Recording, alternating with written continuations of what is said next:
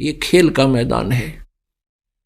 बच्चे चाहे किसी सत्र में खेलें, जैसे डिस्ट्रिक्ट लेवल पर बच्चे खेलते हैं तो नियम वही होते हैं उनके, और जो स्टेट लेवल पर गेम खेलते हैं तो उनके भी नियम वही होते हैं, और जो नेशनल स्तर पर, राष्ट्रीय स्तर पर खेलते हैं उनके भी नियम वही होते हैं, और इंटरनेशनल अंतर्राष्ट्रीय स्टेट स्थिति में खेलते हैं तो उनके भी नियम वही होते हैं।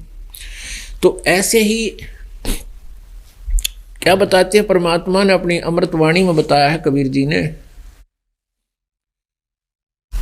मम संत मुझे जान मेरा ही स्वरूपम, मेरे संत को यानी जो मेरा नाम उपदेश देने का मैंने अधिकारी बना रखा है उसको मेरा ही स्वरूप माने। गुरु मानुष कर जानते ते नर कहीं अंधे, होए दुखी संसार में आगे यम के फंदे। गुरु गोविंद कर मानियो रहियो शब्द समाए, मिले जब दंडवत बंदगी नहीं पल पल ध्यान लगावे। तो गुरु जी को परमात्मा मानकर अपने इस प्रॉब्लम को सोल्व करना है, जन्म और मृत्यु वाली ने।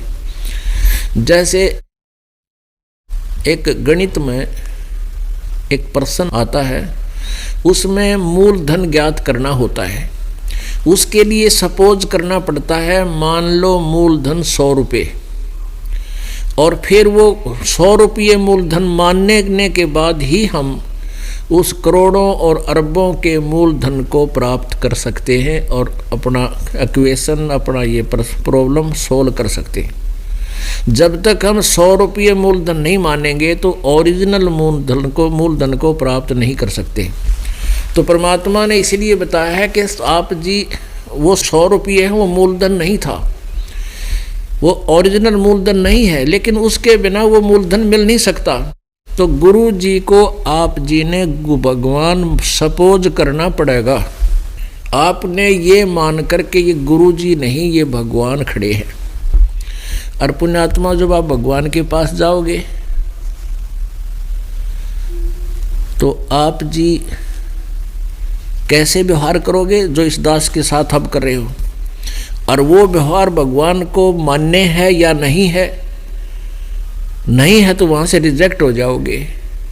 और जो गुरु जी को आप परमात्मा रूप में मानकर और फिर उसके साथ जो बोलना, चलना, व्यवहार करना, निष्कपट भाव से बातें करना और उसके अंदर एक विशेष कसक बना कर रखना, तो यही एज इट इज भगवान से आप क्या होगा। तो यहाँ से जब जाओगे, जैसे आदमी दिन में रिहर्सल करता है, बातें करता है, ऐसी सपने में आएंगी, तो वो स्वप्न में तो प्रैक्टिकल जो आप कर रहे हैं वही आपके स्वप्न में आती। तो ऐसे ही जब यहाँ शरीर छोड़कर जाओगे तो इस दास के रूप में परमात्मा आपकी परीक्षा लेने के लिए वहाँ खड़ा होगा। फिर आप वहाँ भी वो अड्डपट मारोगे, यहाँ मारते थे, तो वहाँ से तुरंत ऑटोमेटिकली आपके पैरों के नीचे से स्लिप निकल जाएगा फट्टा, एकदम नीचे आओगे गद्दे ही। वो अलग बात है कि आपने पुण्य जो भक्ति कर रखी है वो अलग अलग मिल जाएंगे, को स्वर्ग में को कितने धक्के खाते रहोगे, पार नहीं हो पाओगे। तो इसलिए हमने गुरुजी के साथ वो डीलिंग करनी चाहिए जो भगवान के साथ किया करते हैं, तब आप सफल हो। भाई जो गुरु बचन पे डट गे रकट गे फंद 84 के, भाई जो गुरु बचन पे डट गे रकट गे फंद 84 के, कट गे फंद 84 के, रकट गे फंद 84 के, भाई जो गुरु बचन पे डट गे रकट गे फंद 84 के।